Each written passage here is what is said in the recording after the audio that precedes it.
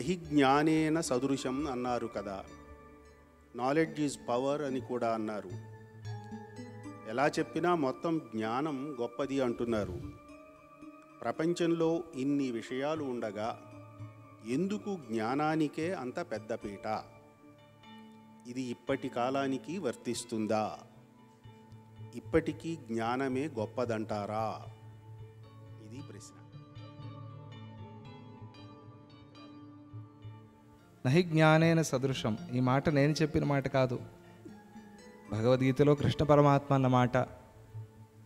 మరి ఆయనే ఆ మాట అన్నారు కాబట్టి దానికి మళ్ళీ నేను సమాధానం చెప్పాల్సిన పని లేదు.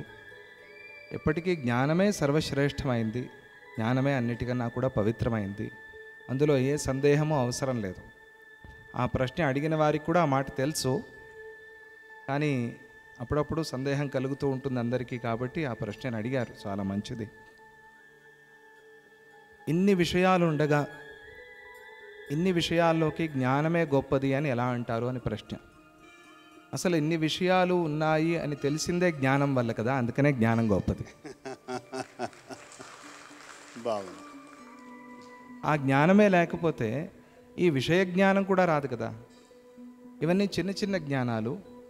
ఒక పెద్ద జ్ఞానం ఒకటి ఉంది. ఆ జ్ఞానం అంటే నిన్ను నువ్వు తెలుసుకోవటం అనేది. దాన్ని ఆత్మజ్ఞానము అంటారు, దాన్ని బ్రహ్మజ్ఞానము అంటారు. అందరూ అందుకోసం ప్రయత్నం చేయాలి. దాన్ని స్వానుభవము అంటారు. ఆ జ్ఞానాన్ని స్వ అనుభవం, స్వానుభూత్యైక మానాయ దక్షిణామూర్తయే నమః అనే స్తోత్రం. స్వానుభవంతోనే తెలిసేవాడు అని అంటే నీకు నువ్వు స్వానుభవంతోనే తెలుస్తావు. ఎవరో చెప్పంగా తెలియటం వేరు, నీకు తెలియటం వేరు, నువ్వు నీకు తెలియటం వేరు. అలా తెలిపేదాన్నే జ్ఞానము అంటారు. దానికన్నా గొప్పది ప్రపంచంలో వేరే లేనే లేదు. జ్ఞానంతో చేసే కర్మ ఫలాన్ని ఇస్తుంది.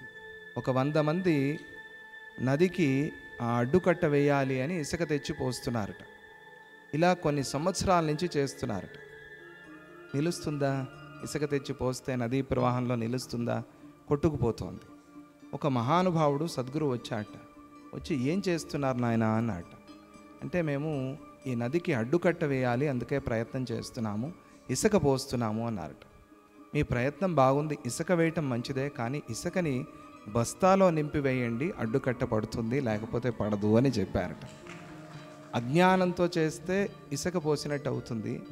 జ్ఞానంతో కర్మ చేస్తే ఇసుకని బస్తాలో నింపి ఆ బస్తా తీసుకెళ్ళి వేసినట్టుగా అవుతుంది.